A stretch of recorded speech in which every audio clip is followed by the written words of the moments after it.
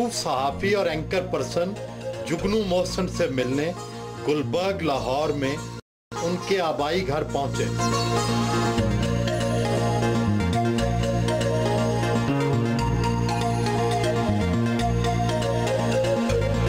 खुद बाहर आकर इस्तकबाल किया।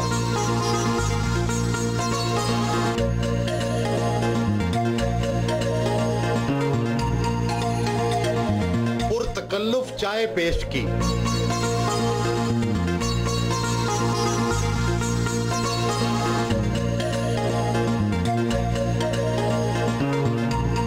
जुगनू तो बड़ा मुनफरिद सा नाम है, ये तो रात को चमकता है। आपका नाम किसने रखा था? मेरी नानी मरहुमा, जिन्होंने मुझे पाला भी था, बहुत प्यार करती थी, सैयदा मुबारक बेगम, फ़कीर खाने से उनका ताल्लुक़, और लेडी मरातब अली, उन्होंने मेरा नाम मैमनत रखा। साथ ही उन्होंने कहा कि मैंने लगता है चमकेगी इनका नाम जुगनू भी रख दियो, तो उन्होंने मेरा नाम जुगनू रखा। तो आपका पैदाइशी नाम जुगनू नहीं मेमनत है? My name on my passport is Syeda Memnat Mohsin. Cambridge University में पढ़ने तो ला गई, मगर वहां से वापस सियासत में दिलचस्पी लेकर आ गई, ऐसा क्यों? सियासत में दिलचस्पी कैम्ब्रिज जाने से पहले की है। मेरी मरहूम खाला वो मेरी सियासी उस्ताद थी, आबिदा हुसैन की मरहूमा वालिदा किश्वर आबिद हुसैन। मैंने बहुत वक्त अपने बचपन में उनके घर गुजारा। उनसे मुझे ये, जिसे कहते ना, ये दिलचस्पी उनकी वजह से पैदा हुई। जागीरदार घराने में पैदा हुई। वालिद सैयद मोहसिन शाह मिचल्स फार्म के मालिक, जबकि आपके मामू सैयद बाबर अली बहुत बड़े सनतकार, और आपने शादी के लिए पसंद कर लिया बाएं बाजू के मुतर्रक कारकुन और जेल में कैद रहने वाले नजम सेठी को। आपकी जिंदगी में ये तजाद कैसे आ गया? यही तो उनकी खूबियां थी जो पसंद आई। मेरी बड़ी खुशकिस्मती कि हालांकि नजम साहब की और हमारी जो उम्र है उसमें कुछ 10-11 साल का फ़र्क है। तो क्या उम्र का फ़र्क हायल नहीं हुआ? ये मिजाजों में भी तो फ़र्क डाल देता है। बिल्कुल भी नहीं, बल्कि मैं समझती हूँ कि उनकी जो मैच्योरिटी थी और मेरी उस वक्त इमैच्योरिटी थी, उसके साथ हमारी रिलेशनशिप को बहुत तक़वियत पहुँची। उन्होंने एक तो मुझे हासिल करने के लिए उन्होंने मेरी फैमिली की ऑपोजिशन बर्दाश्त की, और बड़ी डिग्निटी से, बड़ी खुश उसलूबी से। आपके घर वालों की तरफ से इस शादी की कितनी मुखालफत हुई? बहुत शदीद मुखालफत हुई, लेकिन आखिर में माँ बाप को अपने बच्चों की खुशी से ज़्यादा कुछ नहीं ज़्यादा अजीज़ होता। तो जब मेरे माँ बाप ने देखा कि मैं मुरझा रही हूँ, या कि मैं इस चीज़ में, यानी कि मैं किसी और से शादी नहीं करने की कायल होंगी, तो उन्होंने सोचा कि फिर हम इसकी शादी कर ही दें। शादी तो उन्होंने कर दी, और शादी जो थी वो बहुत ही सादा। आप यकीन कीजिएगा कि मैंने जो जोड़ा पहना था वो एक सादा रॉ सिल्क का जोड़ा था, सिर्फ दुपट्टे पे थोड़ा सा काम था, एक टीका था, एक छोटा सा हार था। मेकअप मैंने अपना खुद 5 मिनट में किया। मुखालफत के बावजूद जहेज तो बहुत ज्यादा मिला होगा। शुरू में तो उन्होंने कहा कि हम देखते हैं कि ये रिश्ता कामयाब होता भी है कि नहीं। तो खैर वालिदैन ने शादी होते हुए उसके 1-2 साल तक हमें कुछ नहीं दिया, मुझे कुछ नहीं दिया।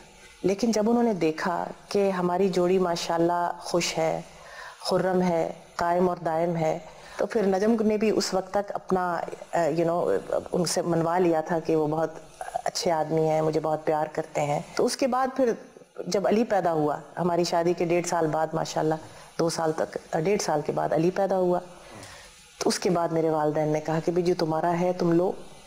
तो उन्होंने दिया जो कुछ मेरा हिस्सा वगैरह बनता था। अक्सर तालिब इल्म जो बरतानिया या अमेरिका तालीम हासिल करने जाते हैं, वो पंजाबी जुबान और अपनी सकाफत और रवायात को भूल जाते हैं, लेकिन आप अभी तक उसी देसी लहजे में पंजाबी बोलते हैं, ऐसा कैसे मुमकिन हुआ? जिस तरह हम पले बड़े हुए वो एक बड़ी ग्राउंडेड थी। फिर मेरे ददेहाल जो हैं वो माशाल्लाह बहुत एक पुराना ख़ानदान है, ओकाड़ा डिस्ट्रिक्ट का एक पुराना प्री मुग़ल कस्बा, बहुत पुराना कस्बा है, उसका नाम है शेरगढ़। मेरे वालिद वहाँ के रहने वाले हैं, तो हम घर में हमारे साथ जो मुलाजिमीन वगैरह थे वो सब उस जगह की, उस धरती की पंजाबी बोलते थे। फिर पंजाब का जो कल्चर, क्योंकि ਪੰਜਾਬੀ ਚਾਹੁੰਦੇ ਨਾ ਜੀ ਕੋਈ ਮੇਰੀ ਜੰਮਣ ਬੋਏ ਜਿਹੜੀ ਹੈ ਉਹ ਉੱਥੋਂ ਹੀ ਹੈ, ਔਰ ਇੱਥੇ ਜੰਮਪਲ ਅਸੀਂ ਉੱਥੋਂ ਦੇ, ਅਸੀਂ ਉੱਥੇ ਹੀ ਰਹਿੰਦੇ ਸਾਂ, ਸਕੂਲ ਆਉਂਦੇ ਸਾਂ, ਸਕੂਲੋਂ ਬਾਅਦ ਜੇ ਛੁੱਟੀਆਂ ਹੋਣੀਆਂ ਅਸੀਂ ਉੱਥੇ ਜਾ ਕੇ ਰਹਿਣਾ, ਉਹਨਾਂ ਬੱਚਿਆਂ ਨਾਲ ਖੇਡਣਾ ਜਿਹੜੇ ਸਾਡੇ ਮੁਲਾਜ਼ਮੀਨ ਦੇ ਬੱਚੇ ਸਨ, ਤੇ ਉਹਨਾਂ ਵਿੱਚ ਔਰ ਸਾਡੇ ਵਿੱਚ ਕੋਈ ਫਰਕ नहीं सी होता बिल्कुल। आपने तालीम तो हासिल की कानून की, लेकिन फिर अपने शौहर की तरह साफी बन गई, ऐसा क्यों?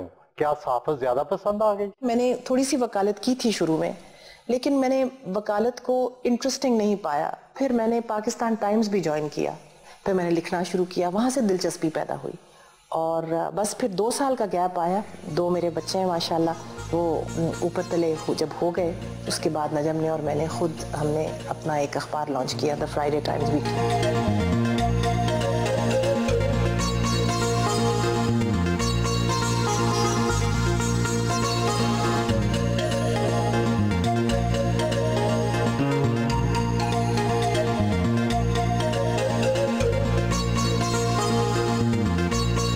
मांगट रोड पर वाकया अपनी बुक शॉप और मैगजीन के दफ्तर पहुंचे।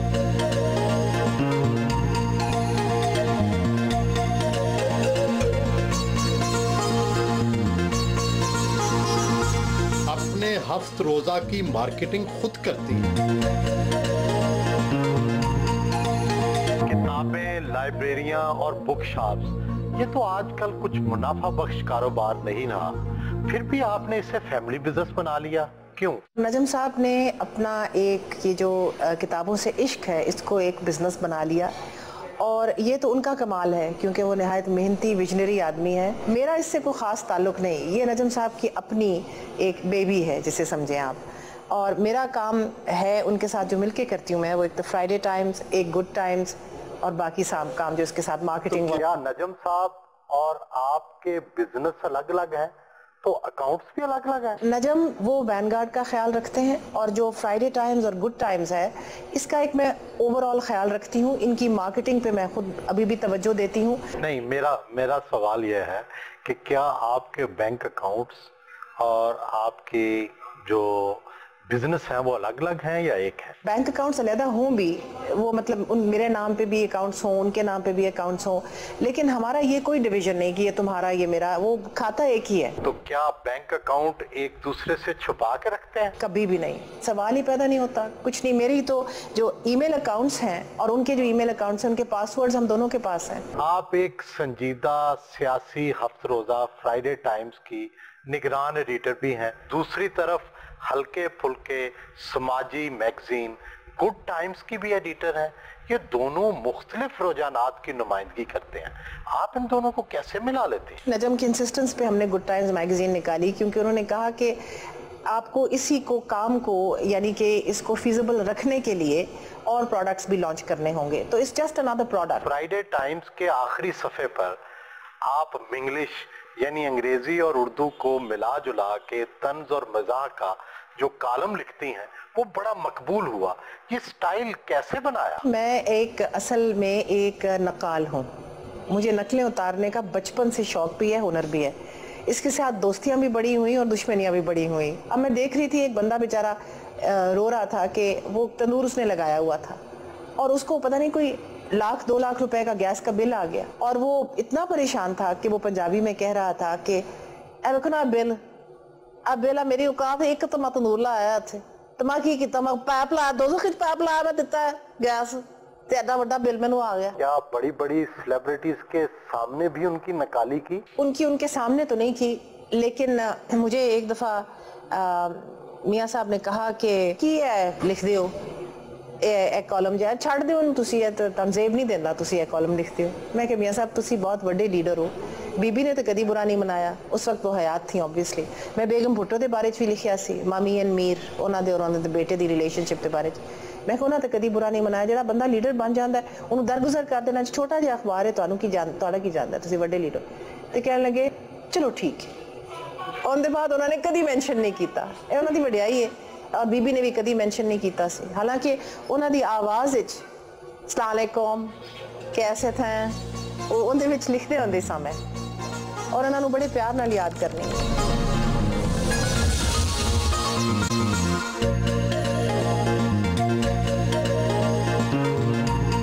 अब आबाई गांव शेरगढ़ जाने के लिए रवाना हुए। शहरों में जाकर रहने वाले वहां की सहूलतों में खोकर अपने देहात को भूल जाते हैं। आपको देहात में क्या खास रोमांस नजर आता है कि आप बार बार यहाँ आती हैं? मैं समझती हूँ रग रग में इस मिट्टी का असर है और हमें इससे बहुत प्यार है और हमें इस चीज़ से बड़ा किया गया कि you have to give back. आपको जो कुछ मिला, हासिल हुआ ज़िंदगी में, वो इस जगह की वजह से है। अगर आप यहाँ पर किसी की ज़िंदगी पे असरअंदाज हो सकें और उसको बेहतर कर सकें, तो इससे बड़ी सेटिस्फैक्शन और तसल्ली नहीं होती कोई। अमीर तो खैर आप पैदाइशी हैं, लेकिन कितनी अमीर हैं, कितनी ज़मीन है, कितनी दौलत है? अल्लाह की मेहरबानी है, अल्लाह का बड़ा फजल है, लेकिन हमसे बहुत ज़्यादा अमीर लोग हैं इस मुल्क में। 5 मुरब्बे है या 10 मुरब्बे? अराजी है जी, लेकिन वी आर नॉट, मतलब हमारी कोई अनलॉफुल ज़्यादा नहीं है, लॉ के मुताबिक है। 2-2 मुरब्बे तो हिस्से में आई होगी। 3-3, 4-4 मुरब्बे हिस्से में आई है हमारे, और हम उस पे कायम हैं। आप खुद काश्तकारी करवाती हैं या आपने जमीन ठेके पर दी हुई है? जी, मैं खुद फार्मिंग करती हूँ, मैंने ठेके पे ज़मीन नहीं दी हुई, बिकॉज मैं समझती हूँ कि जो आप इंसान खुद उसके अंदर से वैल्यू कर सकता है, जो वैल्यू दे सकता है, एक्सट्रैक्ट कर सकता है, वो ठेके वगैरह से ज़्यादा होता है। और दूसरी बात यह है कि फिर ज़मीन के साथ वो रिश्ता नहीं बनता। कहा जाता है कि जमीन ज्यादा मुनाफा बख्श नहीं रही, इसकी बजाय शहरी प्रॉपर्टी ज्यादा मुनाफा बख्श है। क्या वाकई ऐसा है? बिल्कुल ऐसा है, बल्कि काश्तकारों के साथ तो बहुत ही इम्तियाजी सलूक होता है सुहेल भाई, और ज़राअत में कुछ ख़ास नहीं पड़ा। मैं तो जो अपनी ज़मीन से हासिल करती हूँ, मैं और मेरी बहन दोनों, जो हम अपनी ज़मीन से यहाँ हासिल करते हैं, वो हम सारा यहाँ वापस इन्वेस्ट कर देते हैं। आपके सगे चाचा तो यहाँ बाकायदा सियासत में हिस्सा लेते रहे, MNA रहे बहुत अरसा तक, जिला कौंसिल के चेयरमैन भी रहे। आपका सियासत में आने का कोई इरादा है? अगर अवाम में एक ऐसी बात हमने महसूस की कि वो समझते हैं कि अच्छे लोगों को आगे आना चाहिए और पजीराई हासिल हुई, तो इंशाल्लाह देखेंगे, लाजिम है कि हम भी देखेंगे। सियासत में तो सच झूठ सब चलता है, आपको भी आ गया? नहीं, और ना ही उम्मीद है कि कभी भी ना आए। 2015 के बल्दियाती इंतखाबात में भी आपने अपना ग्रुप खड़ा किया जो कि MNA और MPA के खिलाफ था, मुस्लिम लीग नून के खिलाफ था, तो क्या नतायज आए? यहाँ के MNA जो हैं वो मेरे रिश्तेदार हैं, तो मैंने उनको तजवीज़ दी कि यहाँ से मकामी लोग उनमें से लेकर आएँ जो हमारे साथ पिछले 6-8 साल से सोशल वर्क करते रहे हैं। लेकिन वो मुसिर थे, उन्होंने कहा नहीं जी, हमारे अपने चहेते होंगे, नहीं तो कोई नहीं होगा, और आप इन लोगों को हमारे सिर पे बिठा के क्या करना चाहती हैं? और उनके मुझे लफ्ज़ याद हैं कि these people are riff raff and you are committing political suicide. वो नहीं सीखे, तो हमने अपना आज़ाद ग्रुप खड़ा किया, उन्हीं लड़कों पे मुश्तमिल जो गरीब लोगों के बच्चे यहाँ के रहने वाले, यहाँ के वासी हैं। और अल्लाह की मेहरबानी से सुहेल भाई, आज़ाद होके उन्होंने यहीं पर MNA को उनकी सीट पे, घर की सीट पे हराया एक आम बच्चे ने। ये है जी अंजुमन खुदा में रसूलुल्लाह मोहसिन ट्रस्ट का अस्पताल जहाँ बन रहा है। ये 2 एकड़ पे मुहित 8,000 स्क्वायर फुट का मैटरनिटी हॉस्पिटल बन रहा है। लोकल यहाँ के बेसिक हेल्थ यूनिट्स है ना हमारे, BHU जिसे कहते हैं, वो काम नहीं करते। और आपको मैं बताऊं कि जो लोकल डॉक्टर है, वहाँ पर एक ट्रांसफार्मर भी नहीं लगा हुआ था, और उसके जो डॉक्टर हैं, लोकल डॉक्टर, वो मोबाइल फोन की लाइट से डिलीवरीज करते हैं BHU में। ये हाल है BHU का। तो हमें मजबूरन यहाँ पर 8,000 स्क्वायर फुट का मैटरनिटी हॉस्पिटल बनाना पड़ रहा है। चाइल्ड मोर्टेलिटी बहुत, कौन उठा रहा है इसका सारा खर्चा मोहसिन ट्रस्ट उठा रहा है जी। इनके वालिद सैयद मोहसिन करमानी ने अंजुमन खुद्दामे रसूलुल्लाह सल्लल्लाहु अलैहि वसल्लम कायम कर रखी है।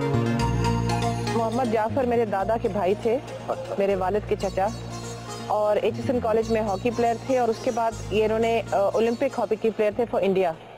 तो इन्होंने हिटलर से गोल्ड मेडल लिया था 1933 में बर्लिन में। अच्छा जी, वो मेरी वालदा के पास है। अंजुमन के तहत बनाए गए दाऊद बंदगी स्कूल पहुंचे। This building was constructed with donations from the following benefactors: Syed Maratab Ali Trust जो मेरे नाना की ट्रस्ट है, अली अजीज सेठी जिसने मेरा बेटा जिसने अपनी पहली कमाई में से 10 लाख रुपए इसको हदिया दिया था। यहाँ जाफर हॉल है, और ये उनकी सारी हॉकी की जो तस्वीरें हैं, ये वो हैं। शिकार का बहुत शौक था बाज, और कुत्ते, और इनफैक्ट वो शिकार करते हुए ही इंतकाल कर गए थे, डूब गए थे। अच्छा, सतलज में, दरिया में। अच्छा, यहाँ जी जी, मुर्गाबी का शिकार करते हुए।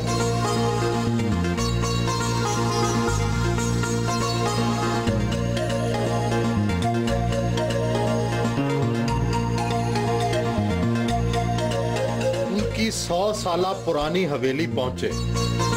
गरीबों के लिए लंगर खाना कायम है, जहां उनको 2 मर्तबा मुफ्त खाना खिलाया जाता है।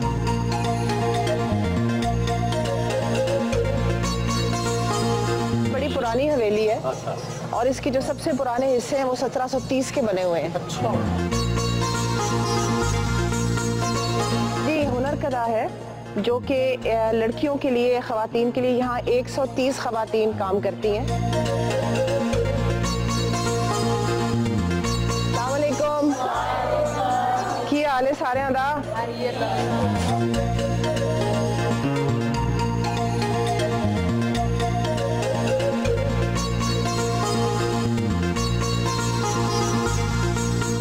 ख़वातीन को पुराने चरखे ठीक करके ये दोबारा से कतना, पंजाबी में कहते हैं, इनको सिखाया है। ये इनको आता था लेकिन हमने ये इनको दोबारा से इस चीज़ काम पे लगाया है ताकि इसी तरह ये जो सूतर है ये बनाएं। फिर इसको यहीं के मकामी जुलाहे जो हैं उनसे हम इसको बनवाएंगे कपड़े को।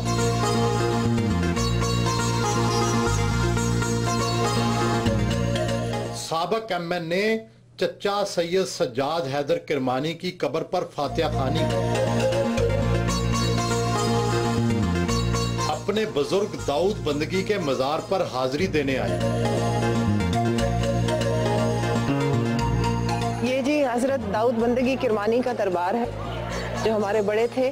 1565 में इनका इंतकाल हुआ और फिर इनके जो दामाद भी थे और भतीजे भी थे, शाह अबुल माली, उन्होंने ये दरबार बनवाया और 1575 में ये दरबार मुकम्मल हुआ। आमीन। आपने गाड़ी में पूछा कि आप क्यों आती हैं, बार बार क्यों आती हैं? अभी इस बाबे ने दुआ दी, आपने देखा होगा, अल्लाह तेरी हयाती होवे बच्चा, बस इस दुआ के लिए आती हूँ।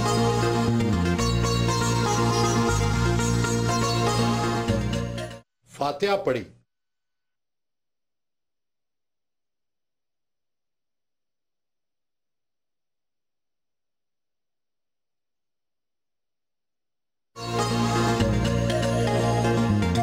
ये बीबियाँ पाक है जी, हज़रत दाऊद बंदगी किरमानी की जो फीमेल रिलेटिव्स थी, जो उनकी ख़वातीन थी उनके घराने की, ये यहाँ दफन है इब्तिदाई नस्लों की।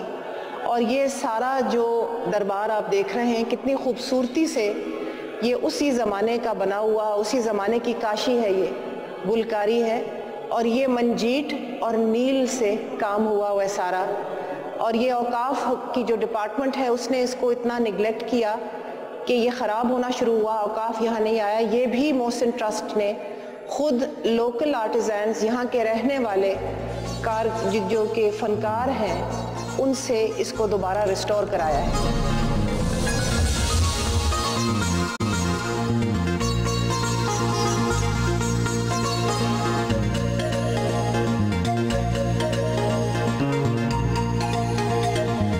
की तरफ से इलाके में फ्री मेडिकल कैंप भी लगाया जाता है, जहां गरीबों का मुफ्त इलाज होता है।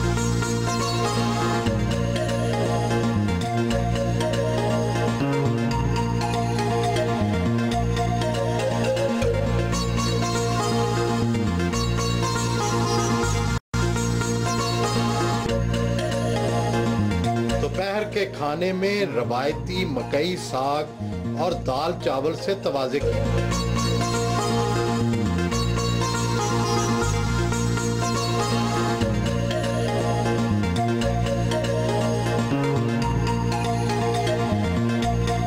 अपने जर्री फार्म अल मोहसन पहुंची।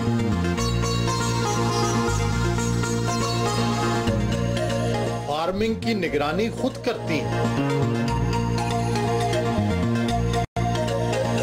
ये पीपल कितना पुराना है? 100 साल, 120 साल पुराना तो होगा पीपल। काश्तकारी में आपका अंदाज रवायती ही है या फिर ऑर्गेनिक सब्जियां भी उगाती हैं? सोहेल भाई, जिस चार दीवारी में आप खड़े हैं ना, ये डेरा है, ये 2 एकड़ यानी कि 2 किले पे, जैसे पंजाबी में कहते हैं, मुहित है। बाकी इसके इर्द गिर्द कोई 70 एकड़ का फार्म है।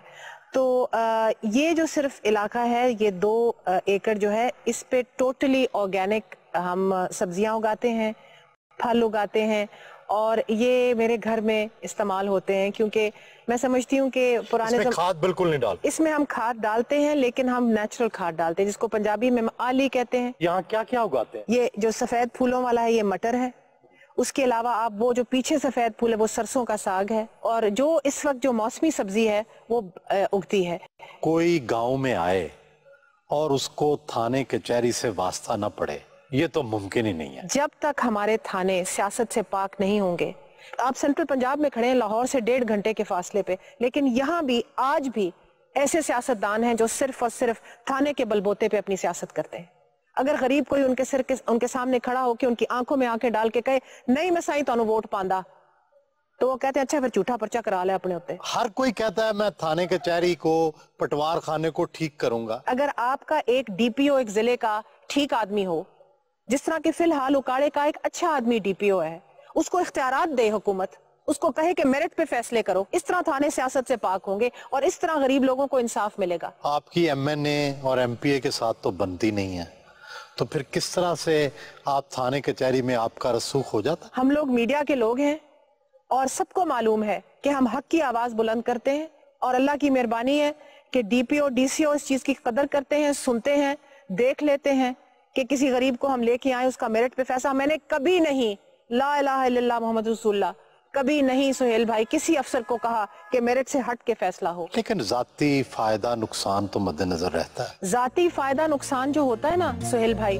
वो जाए भाड़ में। अगर किसी और का नुकसान हो रहा है जो मेरिट पे है, उसकी हाँ नहीं लेनी, उसकी बद्दुआ नहीं लेनी। लाहौर वापस रवाना हूँ। नजम साहब के पास तो चिड़िया है। आप अपनी इतलात के लिए और नजम साहब के बारे में जानने के लिए कौन सा परिंदा इस्तेमाल करते हैं? मेरे पास तो ना कोई चिड़ा है, ना कोई कबूतर है, ना मेरे पास कोई और परिंदा है। नहीं रखती उन पर? नहीं, कभी ऐसी जरूरत महसूस नहीं हुई। वो बहुत लॉयल इंसान है। घर पहुंची, इस्तकबाल के लिए शौहर नजम सेठी बाहर आए। रात का खाना नजम सेठी के साथ खाया।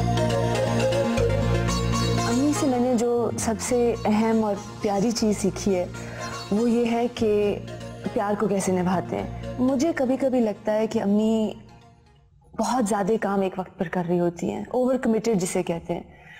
तो वो फ़ोन पे भी होंगी, वो अब्बू का नाश्ता भी सेट कर रही होंगी कि दलिया खाना है क्योंकि आपका कोलेस्ट्रॉल हाई ना हो जाए। और आपको एक बात बताऊं, जब अम्मी कहीं जा रही होती हैं काम से, कराची जा रही हैं या दुबई जा रही हैं, तो अब्बू को बहुत सैडनेस होती है। अब्बू सैड हो जाते हैं कि जानो तुम जा रही हो छोड़ के, अली और मैं जाए ठीक है, जाए बच्चे जाए अपना काम करें।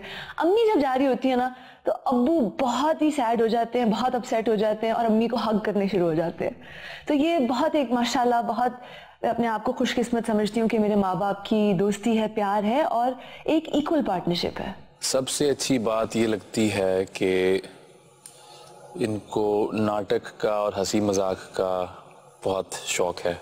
मजाक और नाटक और अदाकारी के ज़रिए जो है उसका कहीं ना कहीं से सर निकल आता है। सबसे अच्छी बात ये लगती है। जी, शिकायत तो नहीं है, बस ये है कि दिन में जब स्कूल से हम आया करते थे तो ना वालिदा घर पे होती थी ना वालिद होते थे घर पे, तो हम अपनी दादी के यहाँ या नानी के यहाँ ज़्यादा हमारा वक्त गुजरता था।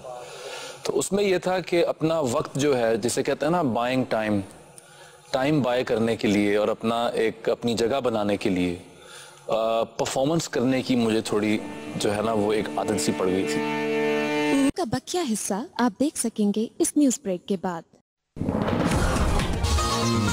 मियाँ बीवी तो एक दूसरे पर पीएचडी जितना इल्म रखते हैं। आप बताइए जुगनू साहबा की खूबियां क्या हैं और खामियां क्या? देखिए, खामी तो है ही कोई नहीं, अच्छी बातें बहुत सी हैं, मैं आपको बता सकता हूँ। सबसे मेरी तो ये खुशकिस्मती थी कि एक जोड़ी हो गई। एक हम ख्याली हो गई, एक जोड़ी हो गई, एक ऐसा प्यार हुआ जो कि 30 साल हो गए और जबरदस्त चल रहा है। तो मैं समझता हूँ कि I am a very lucky man. और झगड़े वगड़े तो चलते ही हैं, मगर हमने एक फैसला किया था और वो आज तक वो निभा रहे हैं। फैसला ये था सुहेल कि अगर आपको एक बहुत चीज इंपॉर्टेंट लगती है और मैं डिसएग्री करता हूँ, तो आप ये कह देंगे कि जी this is very important to me, तो मैं पीछे हट जाऊंगा, डन। और अगर मुझे कोई बहुत चीज इंपॉर्टेंट लगती है और वो कहती है नहीं ऐसे नहीं, मैं कहूँगी this is very important to me, तो वो पीछे हट जाएंगे। और ये एक किस्म की मुखा समझ लें जो कि बहुत अच्छा चला है। आप इनसे डरते हैं या ये आपसे डरते हैं? नहीं, डरने वाली बात नहीं है। बात यह है कि मैं इनकी बड़ी इज्जत करता हूँ और मेरा ख्याल है ये मेरी भी थोड़ी बहुत करती है और सॉरी कहने में भी कोई प्रॉब्लम नहीं होता। अगर मेरे से कौन ज्यादा कहता है? मेरा ख्याल मुझे ही करना पड़ता है ज्यादातर ज्यादातर इख्तलाफ राय किन बातों पर होता है? बच्चों के ऊपर, कहीं भी बच्चों के साथ कैसे रवैया होना चाहिए, नहीं होना चाहिए। इनके बड़े फिक्स किस्म के आइडियाज हैं, थोड़े कंजर्वेटिव आइडियाज, मेरे थोड़े ज्यादा लिबरल आइडियाज। मैं कहता हूँ यार करने दो यार, कोई बात नहीं, कि नहीं ऐसे नहीं ऐसे, जाने दो यार, करने दो। आपके बाद ये भी साफत में आ गई और एक ही प्रोफेशन के लोग हों, फायदे भी बड़े होते हैं, मौजूआत एक जैसे होते हैं, लेकिन फिर एक दूसरे से थोड़ा बहुत कंपटीशन भी तो होता है। इकट्ठे हमने ये अखबार फ्राइडे टाइम्स शुरू किया। 28 सफ़े में से 20 सफ़े हम दोनों बैठ के लिखते थे मुख्तलिफ नामों में। इस तरीके से ये हुआ और आज तक बच्चे जो हैं, बड़े छोटे थे उस वक्त, बच्चे जो हैं वो ये कहते हैं कि आपने हमें टाइम नहीं दिया क्योंकि आपने फ्राइडे टाइम्स को टाइम दिया। और मुझे इसके बारे में कभी कोई गिल्ट नहीं हुई, मगर इनको बड़ी गिल्ट है और बच्चे जो हैं वो इनको गिल्ट करवाते हैं। हमारा रवैया ये था कि हम घर में किताबें पढ़ते थे, म्यूजिक सुनते थे। मौसीकी जो थी वो इनका शौक था, शेर व शायरी इनका शौक था, मेरा नहीं था इतना। तो इनकी तरफ से फिर अली ने शेर व शायरी सीखी और आजकल वो गा भी रहा है। और दूसरी चीज ये कि मीरा ने भी जो drama acting, she is a ट्रेमेंडस actress. हमेशा इनको शौक था एक्टिंग का, ड्रामा का और लीडरी का। ये तो लीडरी आप पे नहीं जमाती? नहीं, मेरे पे नहीं जमाते लीडरी, और मैं घर में लीडरी है ही कोई नहीं। इनफैक्ट अगर कोई लीडर है तो टीम की लीडर यही है। जब ये मतलब है कि लीड कर रही होती है तो उस वक्त ना बच्चों की हिम्मत होती है ना मेरी हिम्मत होती है कि हम कुछ कह सके। आप भी कुछ कहें ना। इनके अंदर वो जो मर्दों वाली चीज होती है ना कि औरत को कंट्रोल करके रखो, ऐसी कोई चीज नहीं है इनके जहन में। ये मुझे इंसान समझते हैं, अपना साथी समझते हैं, अपना इक्वल समझते हैं। आप दोनों की जिंदगी में मुश्किल वक्त भी आए, ऐसा वक्त भी आया जब आपको गिरफ्तार कर लिया गया और पीछे से इन्होंने महाज को संभाला, वो वक्त कैसा गुजरा? अभी हमारी नई नई शादी हुई थी 1983 में। 84 में ज़ियाउल हक साहब का ज़माना था, मार्शल लॉ लगा हुआ था और बहुत सी पाबंदियां थी। तो मैंने एक किताब शाया की जिसका अनवान था कि अमेरिका का पाकिस्तान में क्या रोल रहा, और वो अमेरिका के बारे में बड़ी तनकीदी जायजा था। तो अमेरिका का यहाँ सफ़ीर था, वो CIA का आदमी था, उसने ज़िया को कहा कि ये देखें कैसी किताब ये छपी है यहाँ। ज़िया साहब ने एक ऑर्डर दिया मुझे पकड़ के, इन्होंने इनका ले गए थाने और वहाँ से इरादा ये था कि लाहौर फोर्ट ला के उल्टा टांग देना। तो बहुत मुश्किल वक्त था वो, मगर ये डटी रही और इन्होंने मुहिम चलाई उस वक्त भी, और इस महीने के बाद फिर मुझे रिलीज़ कर दिया उन्होंने, क्योंकि कोई बात ही नहीं थी, कोई केस ही नहीं बनाना चाह रहे थे, सिर्फ एक सबक सिखाना चाह रहे थे। जब मुझे पता चला कि ये किले लेके जा रहे हैं इनको, तो उस वक्त ये इनकी गिरफ्तारी के 2 दिन बाद की बात थी और मेरी उम्र 26 साल थी और मुझे कुछ पता नहीं था कि इस चीज़ के साथ कैसे डील करना है, क्योंकि मुझे अंदाज़ा ही नहीं था कि इस किस्म के काम भी हो सकते हैं। तो बस अल्लाह का करना था और मेहनत थी कि इनकी जो कैद थी वो किले से बदलवा के कोट लखपत जेल में मैंने करवाई। वो मेरा पहला सबक, पहली आजमाइश और पहला सक्सेस था। आप दोनों सहाफी तो हैं, सियासत किसकी शख्सियत में ज्यादा है? आखिर आप चीफ मिनिस्टर बने, ये मरियम नवाज शरीफ को भी सियासी मशवरे देती रही। मरियम नवाज शरीफ को मैं कोई सियासी मशवरे नहीं देती रही। उनके साथ जो थोड़ी बहुत 3-4 दफा मुलाकात हुई है वो बस प्लेजेंट्रीज की हद तक ही रही है। बतौर शौहर नजम साहब की सबसे अच्छी बात क्या है और खामी क्या? लंबा ही सोच है मेरा मतलब गड़बड़ है ये बहुत स्पेस देते हैं मुझे, बच्चों को, और इनकी हमेशा यही उम्मीद होती है कि जो आज़ादी है वो अगला एक रिस्पॉन्सिबिलिटी के साथ, एक मैच्योरिटी के साथ और तदब्बर के साथ उसको इस्तेमाल करेगा। और इनकी उम्मीदों पे हम माशाल्लाह तीनों, बेटी, बेटा और मैं, मेरा ख्याल है पूरे उतरे। ये इनकी बहुत बड़ी खूबी है। आप तो खुद वर्किंग वुमेन रही हैं, घर के मामलात कौन चलाता है? खाना पीना, इनके कपड़े, इनका ख्याल कौन रखता है? कोशिश ये मेरी होती है कि मैं इनके सेहत का ख्याल रखूं, इनको ये सेहतमंद खाना मिले, बच्चों को मिले उनकी पसंद के मुताबिक और सेहत के मुताबिक मिले। इनके लिए खाना बनाती भी हैं? नहीं, मैं खुद नहीं बनाती, लेकिन मैं जरूर ये कहती हूँ अपने मुलाजिमीन को कि भाई घी बिल्कुल कम इस्तेमाल होगा, स्टीम करके चीज बनाओ, नमक कम रखो, इसमें सलाद और सब्जियां ज्यादा हो, गोश्त कम हो, मछली। ये तो खिलाफ वर्जियां बड़ी करते हैं खाने में। नहीं, ये खिलाफ वर्जियां सिर्फ जियो स्टूडियो में जाके करते हैं, छुप के करते हैं, घर नहीं करते। और जहां तक इनके लिबास का ताल्लुक है, इनकी टाइयों से मुझे सख्त इख्तिलाफ होता है कभी कभार, जो ये जियो के अपने प्रोग्राम आपस की बात में करते हैं, पहनते हैं, लेकिन हमेशा मुझे कंसल्ट करते हैं और पूछते हैं भी बताओ क्या क्या ख्याल है इस टाई के बारे में। और जब मैं कहती हूँ इख्तिलाफ करती हूँ, कहते हैं मैं नहीं परवाह, मैं तो पसंद है, मैं तो पान लगा। नॉट ऑलवेज ये नहीं ठीक, ये नहीं ठीक। मैं कहता हूँ अच्छा ये 6 में से चूज कर लो। कभी कभी मैं फैसला कर लेता हूँ कि नहीं, इनको नहीं पता कि टीवी के ऊपर क्या अच्छा लगता है और क्या बुरा लगता है, बिकॉज ऑफ द लाइट्स। तो फिर मुझे एक्सप्लेन करना पड़ता है कि नहीं ये इट्स टू डिम, ये नहीं चलेगी। मुझे वहां जाके वो कहेंगे जी ये नहीं, ये पहने। तो इसलिए मेरा ख्याल है यही ठीक है।